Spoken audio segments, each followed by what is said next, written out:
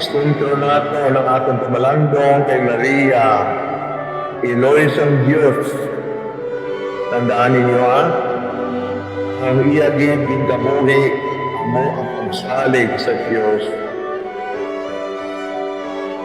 Ano ba lang bagong tuig 2026 na pagkataloon sa aton?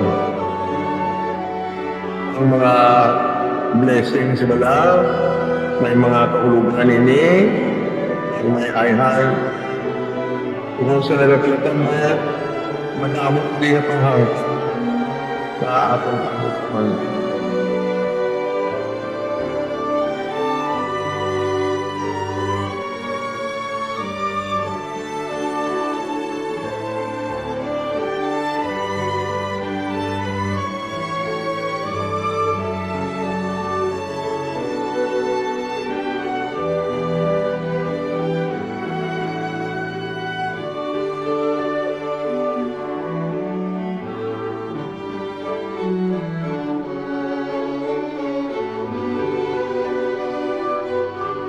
To beseech these asses and grant that they our policies may be protected by the most blessed Virgin Mary against all dangers and enjoy the same kind of health, body and soul, police and reign forever and ever.